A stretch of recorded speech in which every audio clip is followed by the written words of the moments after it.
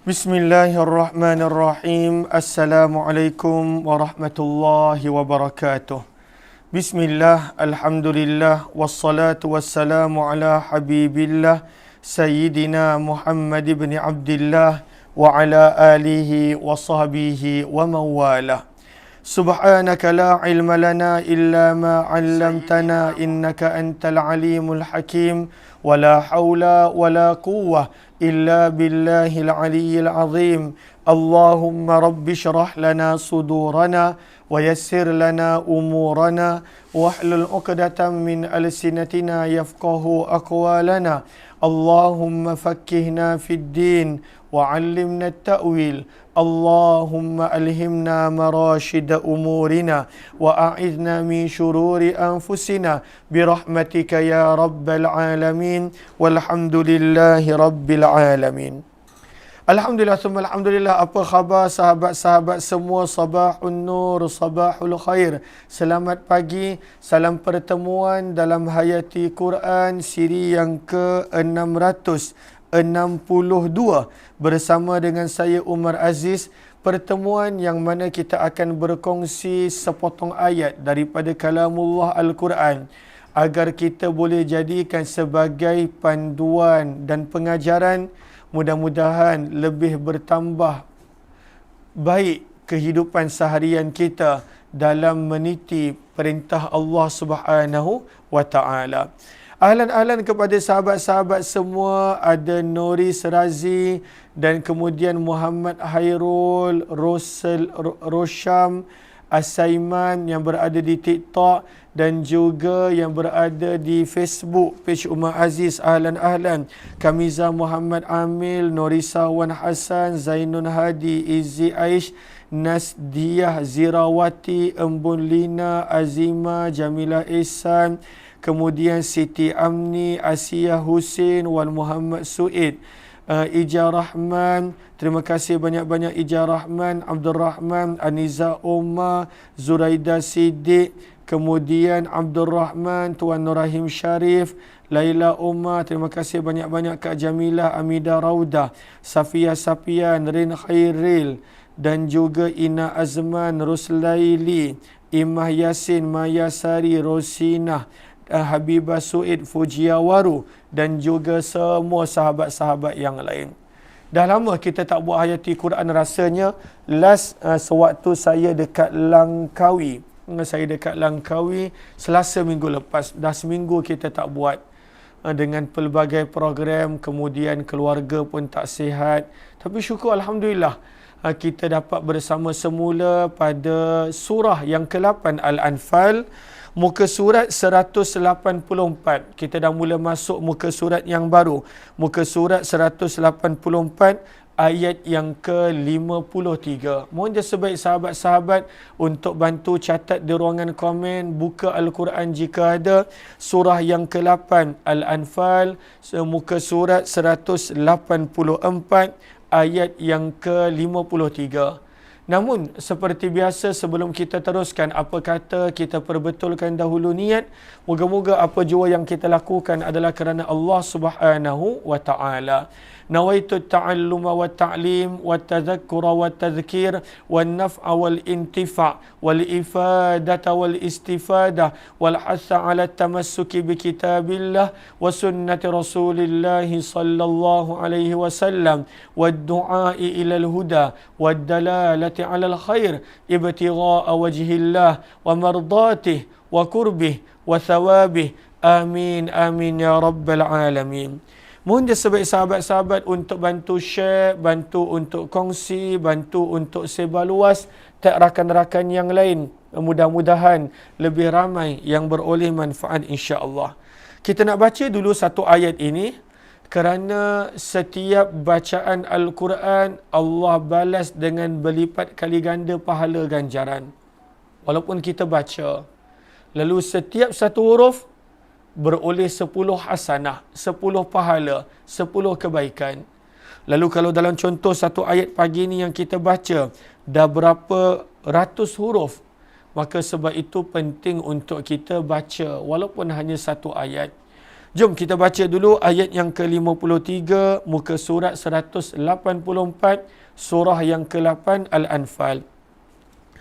A'udzu billahi minasyaitonir rajim.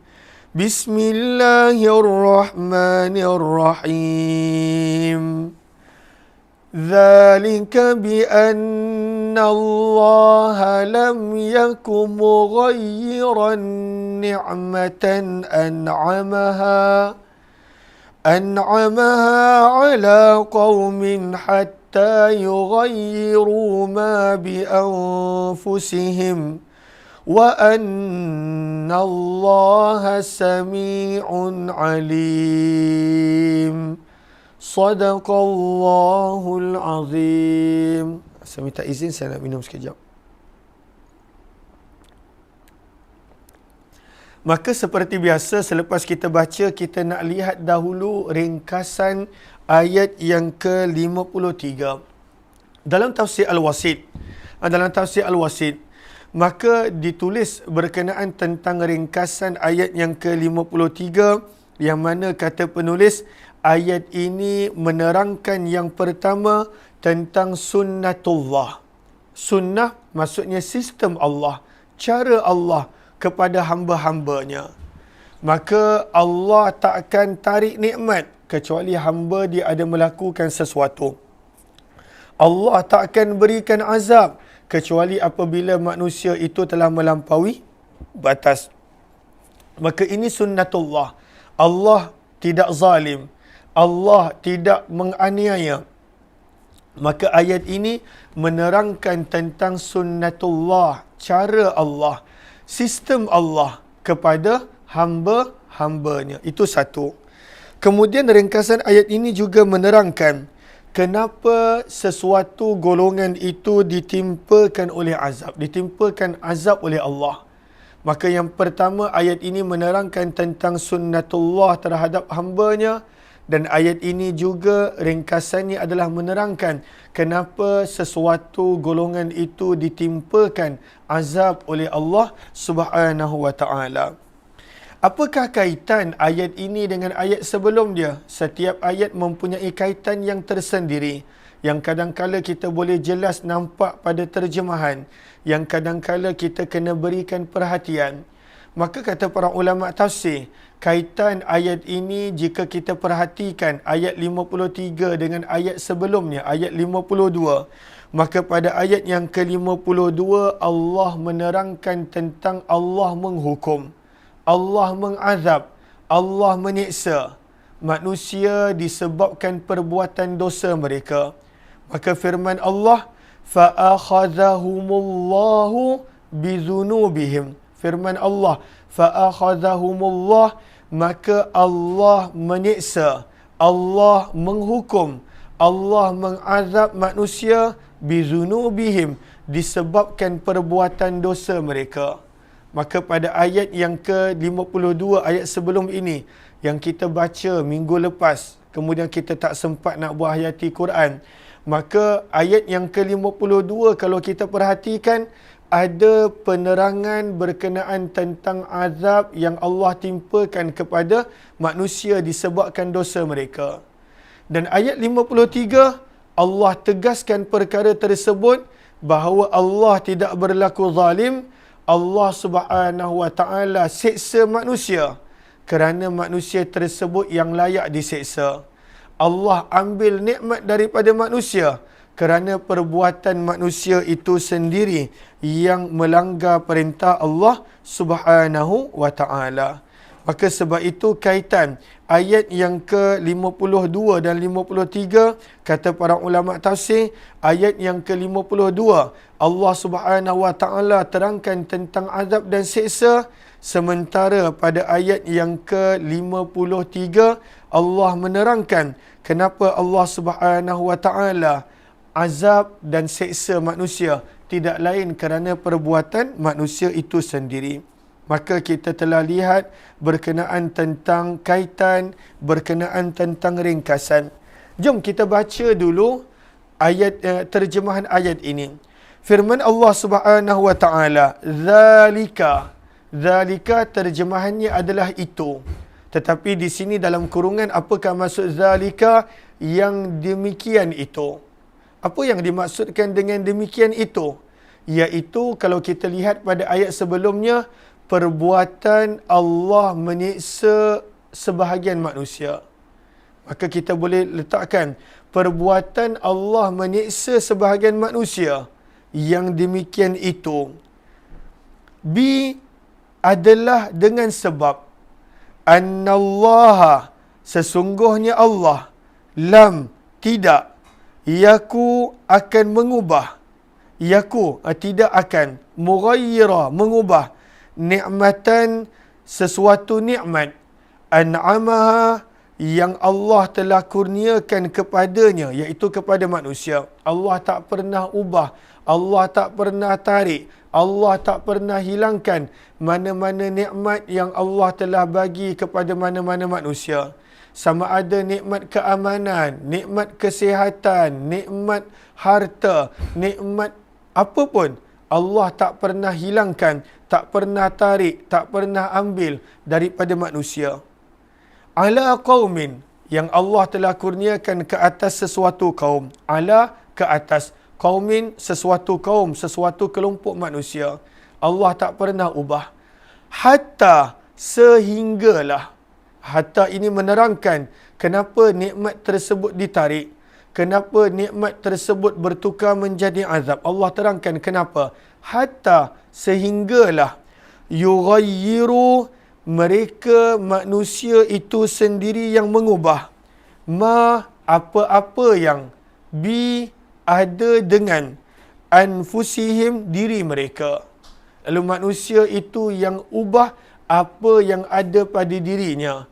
Sebab itu berubahnya nikmat, hilangnya nikmat, bertukarnya nikmat daripada nikmat kepada azab. Kenapa? Perubahan yang manusia itu sendiri buat. Firman Allah, wa annallaha, dan sesungguhnya Allah sami', maha mendengar, alim, maha mengetahui. Kalaulah kita lihat pada ayat ini ada dua mesej yang jelas. Dua mesej yang jelas daripada terjemahan sahaja. Apakah mesej yang ada pada ayat ini? Mesej yang pertama, Allah tidak pernah mengubah sesuatu nikmat. Mengubah, memberi erti kata hilang, tarik, diubah kepada azab. Allah tak pernah ubah. Sehinggalah manusia itu sendiri mengubah apa yang ada pada diri mereka. Itu mesej yang pertama. Jelas. Yang kita boleh nampak daripada terjemahan. Dan yang mesej yang kedua, Allah ingatkan, tidak ada apa-apa yang terlepas daripada Allah, kerana Allah sami', maha mendengar, alim, lagi maha mengetahui. Itu dua mesej yang kalau kita baca terjemahan kita boleh nampak. Namun apakah tadzakur, apakah pengajaran yang ada di sebalik ayat yang kita baca? Maka yang pertama, Allah nak menegaskan yang mana Allah tidak pernah menganiaya mana-mana manusia. Allah tidak pernah menganiaya. Allah tidak pernah berlaku zalim. Allah berlaku adil kepada setiap manusia. Dan itu kita boleh nampak jelas pada perkataan lam yaku mughayyira. Demikian itu dengan sebab kerana sesungguhnya Allah lam yaku mughayyira. Allah tidak pernah mengubah. Lalu pengajaran yang pertama, tadzakur yang pertama, bahawa kita tidak boleh nak salahkan Allah. Kalaulah sesuatu berlaku kepada kita, Allah tidak pernah berlaku zalim. Wa ma rabbuka bidhallamin lil abid. Firman Allah Subhanahu wa taala di dalam Al-Quran. Allahumma salli ala Sayyidina Muhammad. Pada banyak tempat, antaranya pada surah Fussilat, surah yang ke-41, ayat yang ke-46. Surah 41, ayat 46, muka surat 481. Sahabat-sahabat boleh buka Al-Quran jika ada. Allah tak pernah menganiaya. Allah tak pernah menzalimi. Allah sentiasa berlaku adil. Lalu kita boleh buka kalau ada Al-Quran, muka surat 41, muka surah 41, surah Fussilat, muka surat 481, ayat yang ke-46. Maka firman Allah pada ayat ini, man amila salihah, barang siapa yang melakukan amalan baik, falinafsih, maka manfaat amalan itu adalah untuk dirinya. Wa man asaa, dan barang siapa yang melakukan amalan buruk, fa'alaiha, mudarat, amalan itu akan kembali kepada diri dia. Dia akan dapat mudarat. Dan Allah ingatkan, wa ma rabbuka, dan tidaklah Tuhan kamu, bizallam, menganiaya, menzalimi, lil abid, terhadap para hamba. Allah tak pernah aniaya. Lalu kalaulah berlaku sesuatu dalam kehidupan kita, kadangkala ianya datang dalam bentuk teguran. Kadangkala ianya datang kerana Allah sayangkan kita. Allah nakkan kita kembali kepada Allah. Kita bertaubat kepada Allah. Kita pada waktu itu rujuk kepada Allah. Allah tak pernah. Sebab itu pengajaran kita kembali kepada ayat yang kita baca tadi, bila Allah sebut annallaha lam yakum mughayyira an-ni'mah. Allah tidak pernah mengubah, dalam kurungan maksudnya menghilangkan, menarik sesuatu nikmat, kerana pada waktu itu Allah tidak pernah menganiaya, berlaku zalim. Allah tidak pernah pada waktu itu menyakiti sesiapa. Lalu kenapa kita ditimpa dengan sesuatu azab?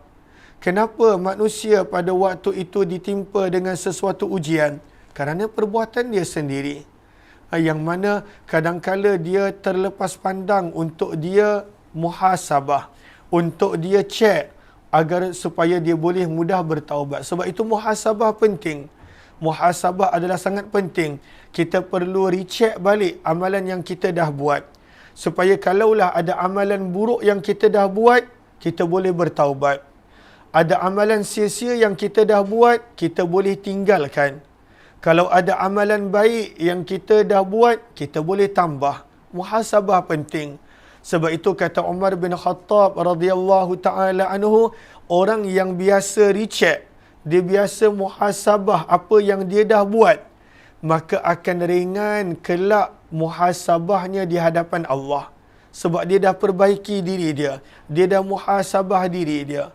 Sebab manusia ni memang lupa. Kita lupa apa yang kita dah buat, apa yang kita dah lakukan. Sebab itu kita rasa tak perlu bertaubat. Kita rasa tak perlu untuk memperbaiki apa-apa. Sebenarnya muhasabah adalah sangat-sangat penting di dalam kehidupan kita. Saya kongsikan sekejap, Allahumma salli ala Muhammad, hadis tentang muhasabah. Sebenarnya hadis bukan hadis, kata-kata Umar bin Khattab radhiyallahu taala anhu. Cumanya dekat TikTok saya tak boleh nak kongsikan. Sebab okey, yang handphone ni dia tak ada TikTok, dia ada Facebook je. Maka apabila kita lihat Allahumma salli ala Muhammad wa ala alihi washabihi ajma'in. Apabila kita lihat kata-kata Umar bin Khattab tentang orang yang bermuhasabah. Apa kata Umar bin Khattab, saya kongsikan tentang orang yang muhasabah. Kata Umar bin Khattab radhiyallahu taala anhu, hasibu anfusakum, muhasabahlah diri kamu, hitunglah diri kamu sebelum kelak kamu akan dihisab dan dihitung oleh Allah. Wa tazayyanu, dan dengan muhasabah hiasilah amalan kamu. Sebab bila kita muhasabah, kita boleh tambah baik amalan kita. Amalan yang buruk kita boleh bertaubat. Amalan yang sia-sia kita boleh tinggalkan.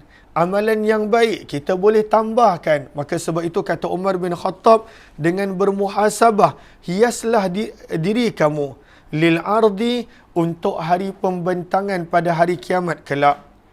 Wa innama, kata Umar bin Khattab, dan sesungguhnya yakhiful hisab, kelak perhitungan di hadapan Allah akan menjadi ringan pada hari kiamat ke atas orang yang telah menghisap dan menghitung dirinya di dunia.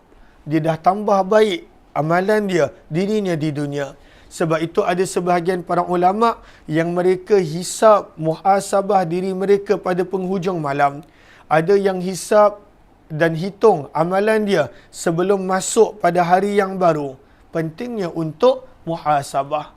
Macam contoh, kalau kita berniaga, ada tak orang yang berniaga dia tak ada kira-kira, dia tak ada juru audit? Tak ada. Sebab kalaulah tak ada juru audit, kalaulah tak ada apa dipanggil dia, pada waktu itu dia tak ada kira-kira, profit and loss, P&L, maka pada waktu tu dia tak tahu dia berniaga untung ke rugi. Dia akan syok sendiri. Orang yang dia tak buat audit kepada perniagaan dia, dia akan syok sendiri. Nampak banyak duit masuk, dia tak sedar banyak juga duit yang keluar. Maka menjadilah bertahun-tahun dia berniaga, tak ada apa-apa. Maka itu adalah kalau perniagaan. Sebenarnya kehidupan kita pun tak ada beza. Kalaulah kita tak muhasabah, maka kita pun tak tahu apa benda baik yang patut kita perbanyakkan. Apa benda salah yang sepatutnya kita bertaubat. Apa benda sia-sia yang patut untuk kita tinggalkan. Maka sebab itu Umar bin Khattab kata, hisap diri kamu di dunia. Orang yang hisap diri dia, tazayyanu, dia boleh memperbaiki amalan dia. Orang yang hisap diri dia, yakhiful hisab, kelak perhitungannya di hadapan Allah akan menjadi ringan. Kenapa ringan? Sebab dia dah bertaubat dekat dunia. Dia dah menambah baik amalannya di dunia. Ahlan-ahlan kepada sahabat-sahabat yang baru join, kalau rasa bermanfaat, mohon jasa baik untuk bantu share, bantu untuk kongsi, bantu untuk sebar luas. Mudah-mudahan lebih ramai yang beroleh manfaat. Maka pengajaran yang pertama, Allah tidak zalim. Annallaha lam yakum mughayyiran ni'mah. Allah tidak pernah ubah, tarik, hilangkan apa-apa nikmat. Semuanya pada waktu itu adalah kerana sikap kita. Itu yang pertama, pengajaran yang pertama.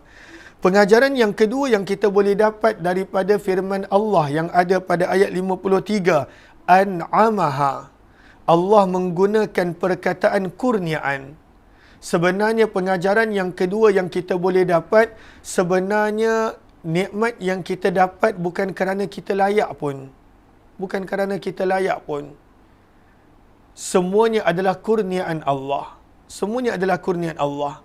Adakah kita layak dapat sesuatu nikmat kerana ibadah kita? Tak layak pun. Sebab pada waktu itu kita beribadah kerana Allah yang bagi petunjuk. Kita beribadah pada waktu itu kerana dengan pinjaman anggota tubuh badan yang Allah bagi.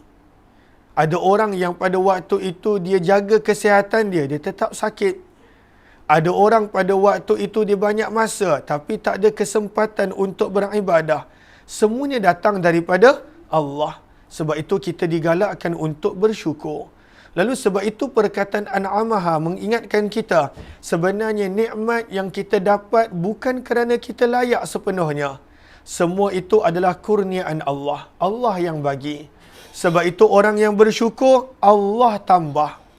Orang yang tidak bersyukur, Allah akan tarik nikmat.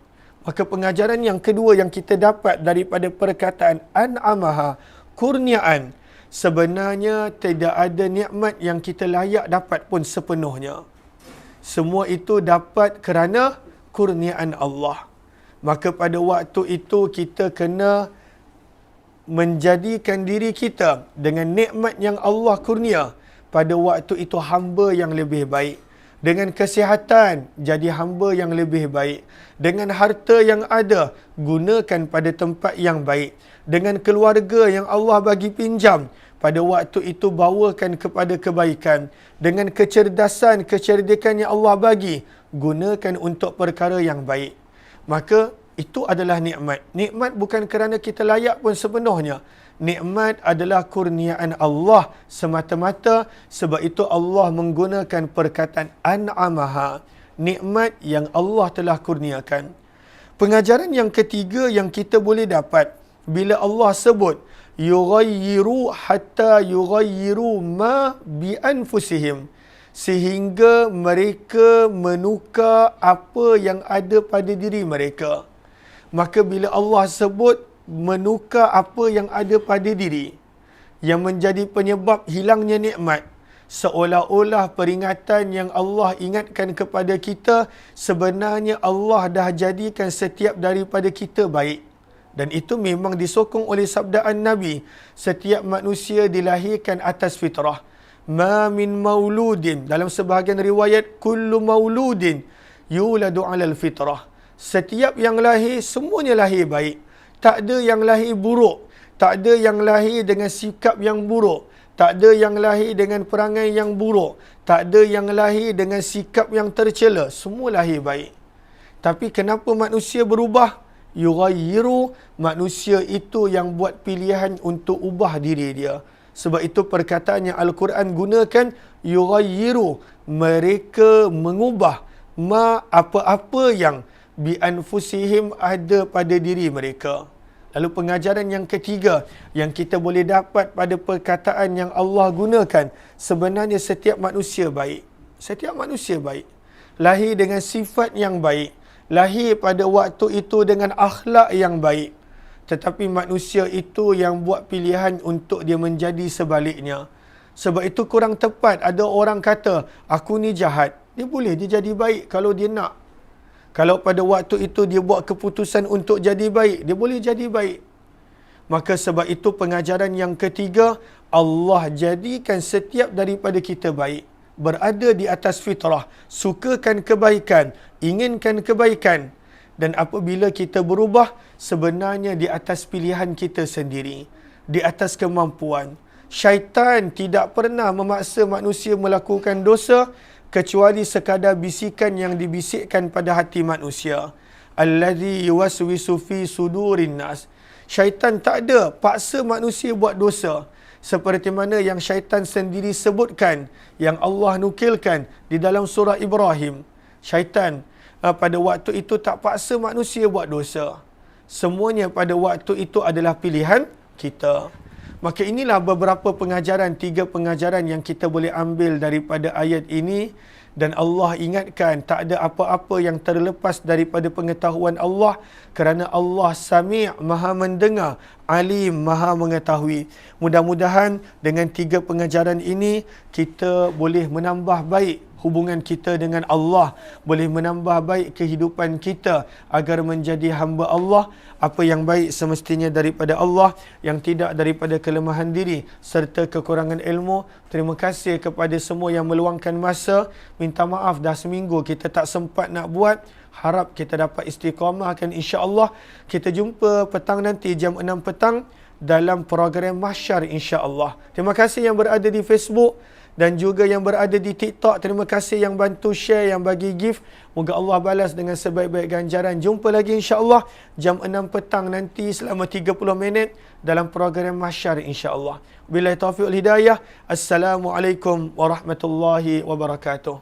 Lalu setiap hari ada 2 program, 8.30 pagi Hayati Quran. Esok kita sambung ayat berikutnya. Dan juga jam 6 petang pembacaan buku Mahsyar, insya-Allah. Terima kasih semua.